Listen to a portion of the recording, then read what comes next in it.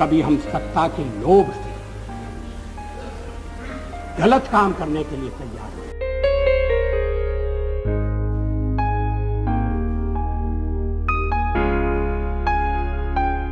आपको विश्वास दिलाते हैं कि जो कार्य हमने अपने हाथ में लिया है वो जब तक राष्ट्रीय उद्देश्य पूरा नहीं कर लेंगे तब तक विश्राम से नहीं बैठेंगे, तब तक आराम से नहीं बैठेंगे।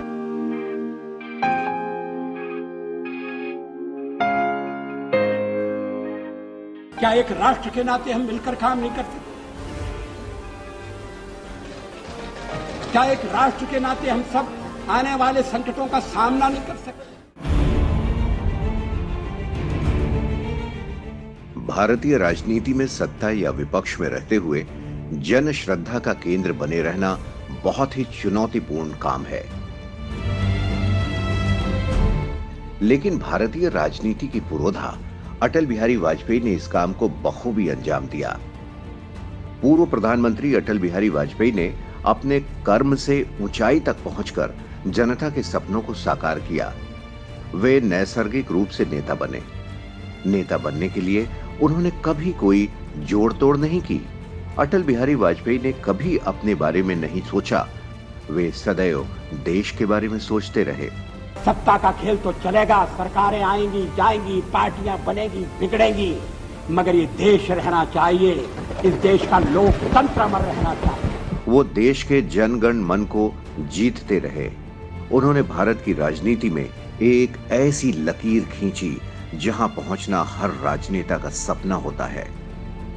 ग्रामीण भारत में उनके योगदान को कभी भुलाया नहीं जा सकता।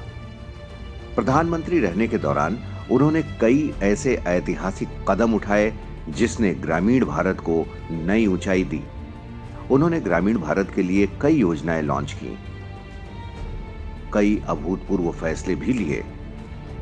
अटल बिहारी वाजपेयी देश के प्रधानमंत्री बने तो किसानों के हक में कई कदम उठाए। बधाई किसानों को जिन्होंने अपने कड़े परिश्रम से देश के भंडार भरे हैं। आज भारत की अर्थव्यवस्था विश्व की चौथी बड़ी अर्थव्यवस्था बन गई है। सुशासन के अटल शिल्पकार पूर्व प्रधानमंत्री अटल बिहारी वाजपेयी ने प्रधानमंत्री पद संभालते ही स्वराज को सुराज में बदलने का संकल्प लिया। उन्होंने जनहित के अपने ऐतिहासिक फैसलों से इसे साकार करके भी दिखाया।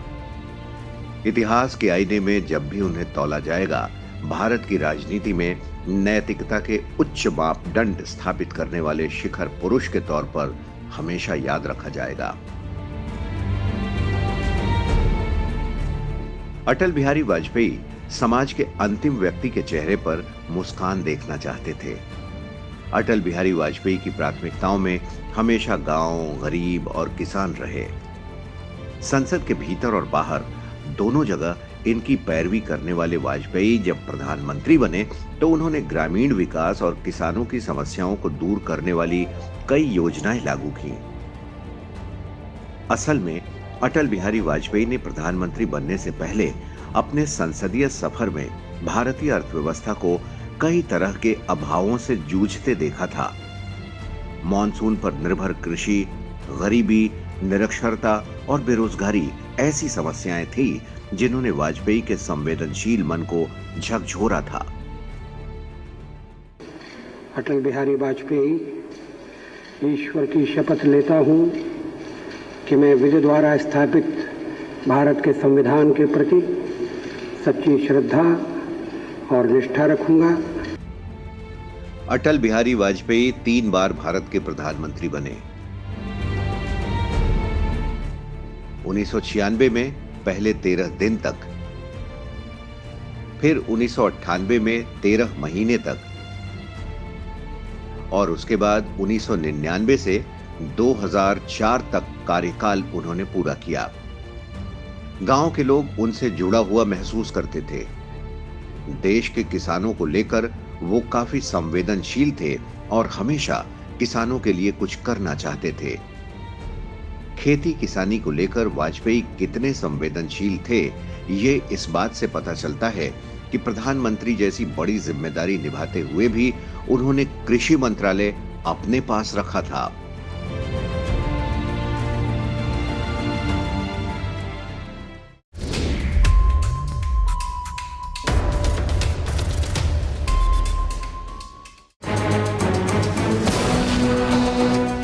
अटल बिहारी वाजपेयी का मानना था कि देश के समृद्धि का रास्ता खेत और खलिहानों से होकर गुजरता है।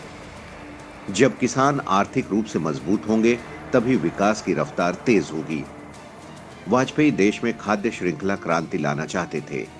इसके लिए उन्होंने पहली बार किसानों की औसत आमदनी दोगुना करने का लक्ष्य रखा। पूर्व प्रधानमंत्री वाजपेयी ने 15 अगस्त 2003 को लाल किले के प्राचीर से देश को संबोधित करते हुए पहली बार किसानों की आय दोगुना करने की बात कही थी। हालांकि उनका यह लक्ष्य 2010 तक पूरा करने का था। पिछले दशकों में हरित क्रांति तथा श्वेत क्रांति के जरिए भारत की कृषि को काफी बल मिला है। अब भारत के लिए जरूरी है खाद्य श्रृंखला क्रांति। इसका लक्ष्य वर्ष 2010 तक भारत के किसान की औसत आमदनी दोगुनी करना है। अब नरेंद्र मोदी की अगुवाई में एनडीए सरकार भी इसी प्रयास में लगी है।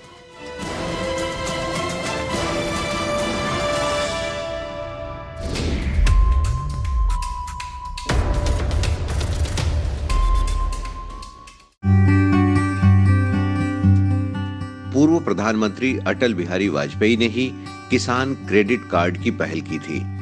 किसानों के पास नकदी की कमी होती है। इसकी वजह से किसान अक्सर अपनी खेती के लिए कर्ज के जंजाल में फंस जाते थे। किसानों के इस दर्द को महसूस करते हुए अटल बिहारी वाजपेयी ने इसकी मंजूरी दी। आरबीआई और वित्त मंत्रालय की ओर से ज्यादा सकारात्मक रुख नहीं होने के बावजूद कई बैठकों के बाद वाजपेयी ने इसे किसानों के हित में बड़ा कदम मानते हुए इसे मंजूरी दी। 1998 में शुरू हुई किसान क्रेडिट कार्ड की व्यवस्था ऐतिहासिक रही। किसान क्रेडिट कार्ड से किसानों को खाद, बीज के लिए आसानी से कर्ज मिलने लगा।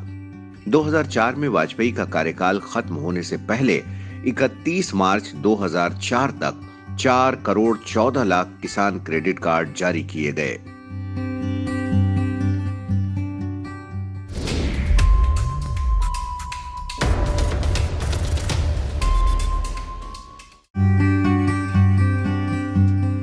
किसानों को प्राकृतिक आपदाओं के जोखिम से बचाने के लिए पूर्व प्रधानमंत्री अटल बिहारी वाजपेयी ने ऐतिहासिक फैसला किया।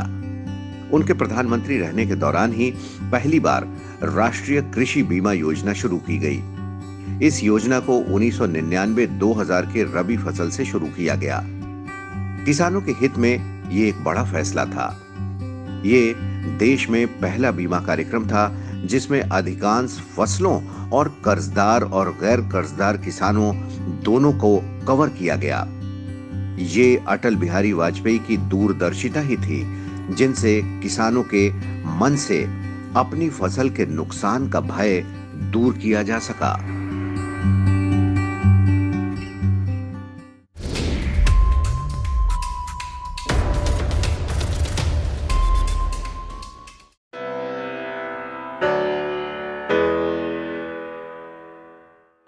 पूर्व प्रधानमंत्री अटल बिहारी वाजपेयी खेती को लाभकारी बनाने के प्रति हमेशा चिंतनशील रहते थे। वे चाहते थे कि देश के किसानों को उनकी उपज का उचित मूल्य मिल सके। कृषि उपज का उचित मूल्य दिलाने को लेकर उनकी सरकार प्रतिबद्ध थी। 1998-99 में गेहूं के समर्थन मूल्य को लेकर ऐतिहासिक फैसला लिया गया। उन्होंने गेहूं का समर्थन मूल्य 19.6% बढ़ाकर नया इतिहास रचा। 1998-99 में गेहूं का समर्थन मूल्य 460 रुपए प्रति क्विंटल से बढ़ाकर सीधे 550 रुपए प्रति क्विंटल किया गया। इससे पहले समर्थन मूल्य में एक साथ इतनी बढ़ोतरी कभी नहीं हुई थी।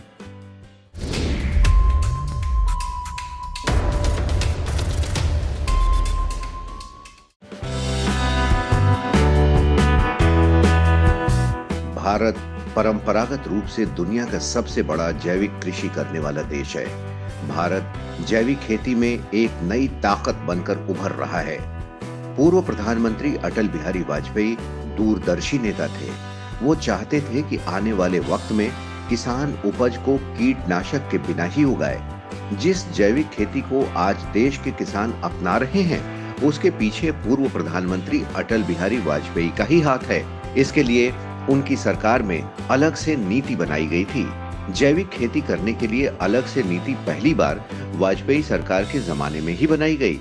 भारत में जैविक खेती 2000 में सरकार के एजेंडे में आई। राष्ट्रीय जैविक उत्पादन कार्यक्रम आरंभ करने के साथ 2002 में जैविक चिन्ह का लोकार्पण हुआ। वाजपेयी की दूरदर्शिता का ही असर था, जिसकी वजह से बाद में कृषि मंत्रालय ने 2004 में राष्ट्रीय जैविक खेती केंद्र स्थापित किया। इसने 45 अलग-अलग जैविक खेती की प्रणालियां विकसित की हैं। साथ ही राज्य कृषि विश्वविद्यालयों में जैविक खेती की खास पढ़ाई शुरू की गई। पूर्वोत्तर को भारत के जैविक केंद्र के रूप में विकसित किया जा रहा है। वाजपेयी की दूरदर्शिता का ही नतीजा है कि 2018 में सिक्किम दुनिया का पहला जैविक राज्य बना। अनुमान है कि 2025 तक देश में जैविक खेती का कारोबार 75,000 करोड़ रुपए का होगा।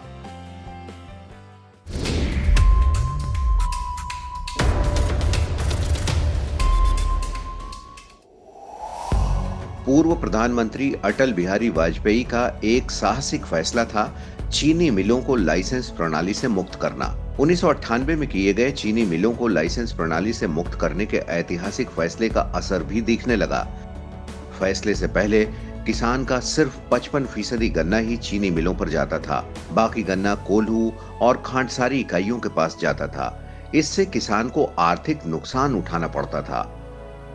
चीनी उद्योग के डी लाइसेंसिंग से चीनी मिलें बढ़ी और किसान का अब 90% से ज्यादा गन्ना चीनी मिलों को जाता है।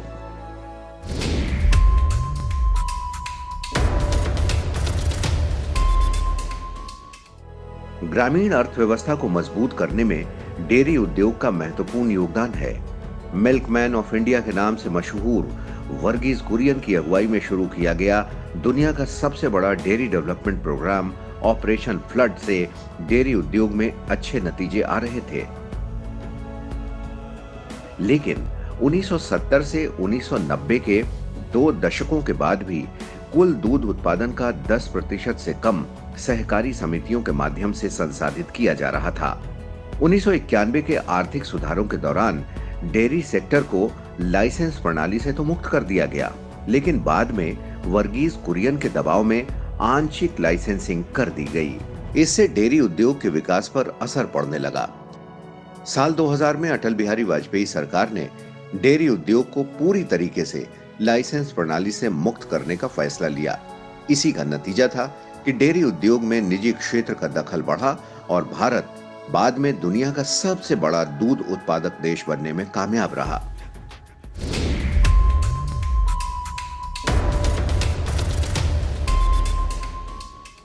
कृषि के क्षेत्र में एक ऐतिहासिक फैसला था जीएम यानी जेनेटिकली मॉडिफाइड फसलों के रूप में बीटी कॉटन के इस्तेमाल को मंजूरी देना।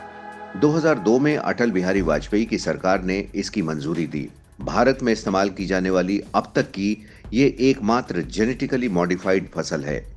बीटी कपास की अनुमति देने के 2002 के ऐतिहासिक फैसले ने आज भारत को विश्व में कपास का सबसे बड़ा उत्पादक और दूसरा सबसे बड़ा निर्यातक देश बना दिया है।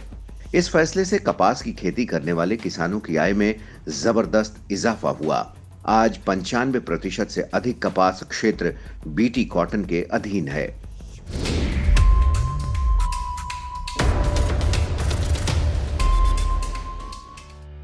किसानों की मदद करने और उनकी जिंदगी को बेहतर बनाने के लिए हमेशा से ही आगे रहने वाले पूर्व प्रधानमंत्री अटल बिहारी वाजपेयी की ही देन है कि आज किसानों के लिए एक अलग चैनल है। जनवरी 2004 में तत्कालीन प्रधानमंत्री अटल बिहारी वाजपेयी ने किसानों के लिए एक खास चैनल लॉन्च किया। उनका मानना था कि किसानों को सारी जानकारी टेलीविजन के माध्यम से मिले और किसान ज्यादा से ज्यादा सीखें, इसीलिए उन्होंने किसान चैनल की शुरुआत की।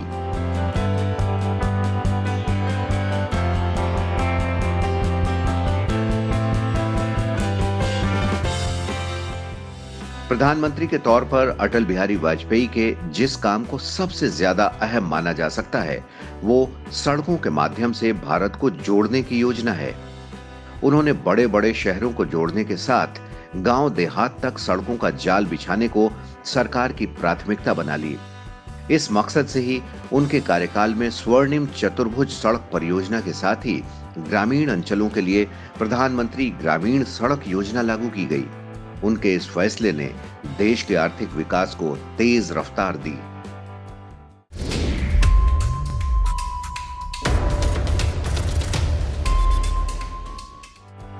गांवों को जोड़ने वाली प्रधानमंत्री ग्रामीण सड़क योजना की पक्की सड़कों ने तो गांवों की तस्वीर ही बदल दी। अटल बिहारी वाजपेयी ग्रामीण क्षेत्रों में कनेक्टिविटी के अभाव को सबसे बड़ी समस्या मानते थे। 70% आबादी वाले ग्रामीण क्षेत्रों के लिए उनके एक क्रांतिकारी फैसले से ग्रामीण भारत की तकदीर बदल गई। उन्होंने गांवों को सड़कों से जोड़ने का काम शुरू किया था। उन्हीं के कार्यकाल के दौरान दिसंबर 2000 में प्रधानमंत्री ग्रामीण सड़क योजना की शुरुआत हुई। प्रधानमंत्री ग्राम सड़क योजना से देश के 90% गांव सड़क से जुड़ चुके हैं। उनकी चलाई ये योजना आज भी उतनी ही अहम है। शहरों से सीधे जुड़ाव हो जाने से गांव में रहने वाले लोगों की जिंदगी बदल गई। कृषि उपज को मंडियों तक ले जाने और रोजी रोजगार के रास्ते आसान हुए। पक्की सड़क हो जाने से गांव तक लोगों के लिए शिक्षा और स्वास्थ्य जैसी मूलभूत जरूरतें आसानी से मुहैया हो रही हैं।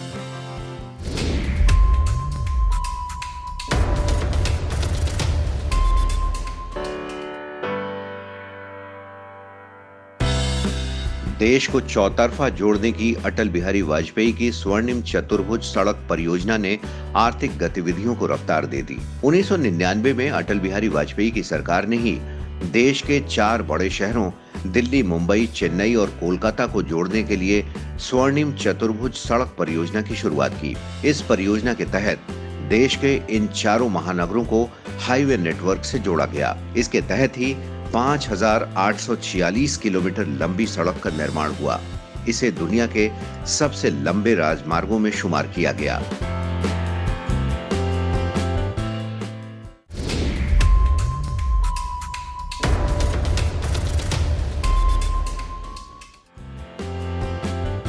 अटल बिहारी वाजपेयी गांव में रहने वाले लोगों के जीवन स्तर में सुधार को लेकर हमेशा प्रयासरत रहे।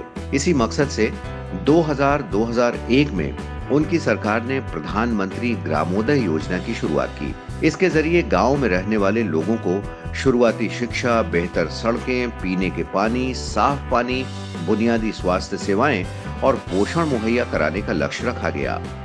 बाद में इसमें बिजली मुहैया कराने का भी लक्ष्य जोड़ दिया गया। ग्रामीण इलाकों में गरीबी दूर कर लोगों के जीवन को बेहतर बनाना इस योजना का मुख्य मकसद था।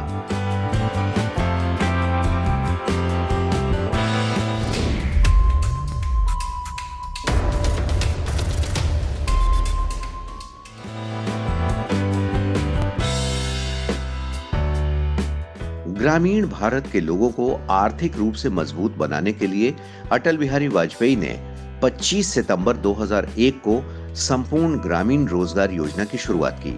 इसके लिए 10,000 करोड़ रुपए के सालाना बजट का भी निर्धारण किया गया था। योजना के लाभार्थियों को प्रतिदिन की मजदूरी के हिसाब से 40 रुपए या 8 किलो गेहूं दिया जाता था।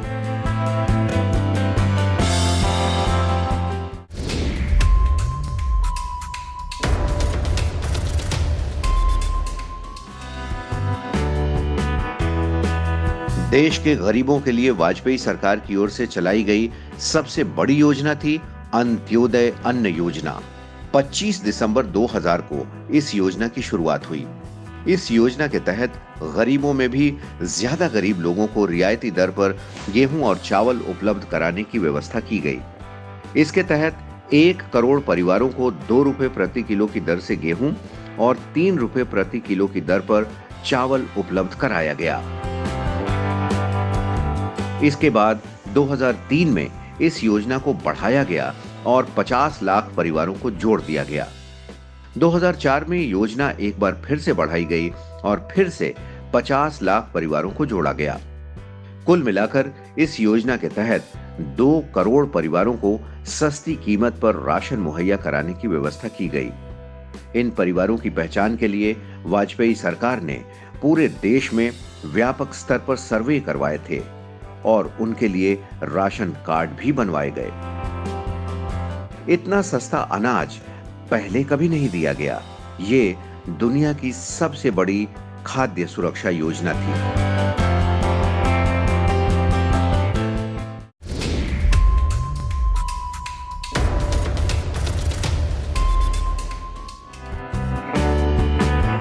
छह से 14 साल के बच्चों को मुफ्त शिक्षा देने का अभियान अटल बिहारी वाजपेयी के कार्यकाल में ही शुरू किया गया था।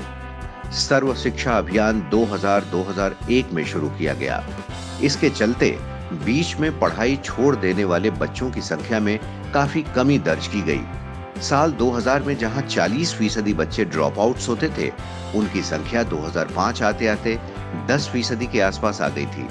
इस अभियान से तत्कालीन प्रधानमंत्री वाजपेयी के लगाव का अंदाजा इस बात से लगाया जा सकता है कि उन्होंने अभियान को प्रमोट करने वाली थीम लाइन स्कूल चले हम खुद से लिखा था। सवेरा हो गया है, चिड़ियां घोंसलों से निकल रही हैं, स्कूल की घंटी बज गई है, बच्चे सब स्कूल जा रहे हैं, हम भी तैयार हैं, स्कूल चले हम, मिलकर स्कूल चले हम।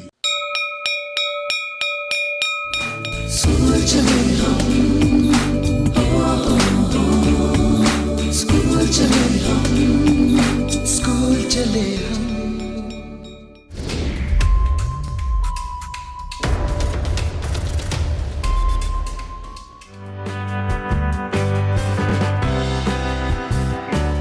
अटल बिहारी वाजपेयी का मानना था कि जनजातीय इलाकों के विकास के बिना देश का संपूर्ण विकास संभव नहीं है। जनजातीय इलाकों में बुनियादी सुविधाएं पहुंचाना वाजपेयी सरकार की प्राथमिकताओं में शामिल था। अनुसूचित जनजातियों के विकास पर अधिक ध्यान केंद्रित करने के मकसद से अटल बिहारी वाजपेयी ने अलग से जनजातीय कार्य मंत्रालय बनाने का फैसला किया। अक्टूबर 1999 में सामाजिक न्याय और अधिकारिता मंत्रालय से अलग कर जनजातीय कार्य मंत्रालय का गठन किया गया। अटल बिहारी वाजपेयी का मानना था कि विकास की पहुंच से कोई अछूता नहीं रहने पाए। पहली बार अनुसूचित जनजाति की सूची में 100 से भी अधिक नए समूहों को लाया गया।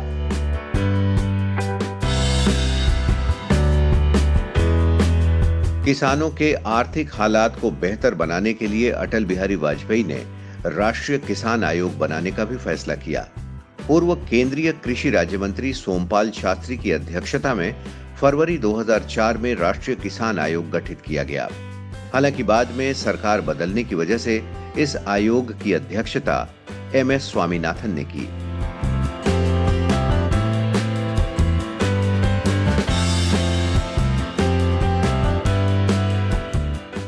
गांव को इंटरनेट से जोड़ने की पहल सबसे पहले अटल बिहारी वाजपेयी ने ही अपने कार्यकाल के दौरान की थी।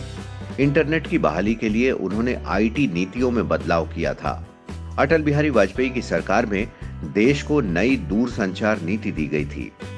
इस नीति के आने के बाद देश में दूरसंचार क्रांति का आगाज हुआ और गांव देहातों तक संचार क्रांति का लाभ पहुंचने लगा। अटल बिहारी वाजपेयी एक युग द्रष्टा थे। अटल बिहारी वाजपेयी ने न सिर्फ भारतीय राजनीति को नए आयाम दिए, बल्कि प्रधानमंत्री पद पर रहते हुए भारतीय अर्थव्यवस्था को शिखर पर ले जाने की नींव भी रखी। उन्होंने अर्थव्यवस्था को अभावों के दौर से निकालकर आत्मनिर्भर बनाया। उन्होंने आर्थिक विकास के मानवीय पहलू पर जोर दिया। उनका पूरा जीवन त्याग और आदर्श का बिंब है। वे आदमी को केवल आदमी मानते हैं। वो न बड़ा होता है और न ही छोटा। लोकतंत्र में सब बराबर हैं। उनका मानना था कि समाज की प्रगति आपसी सहयोग और त्याग पर ही निर्भर होती है।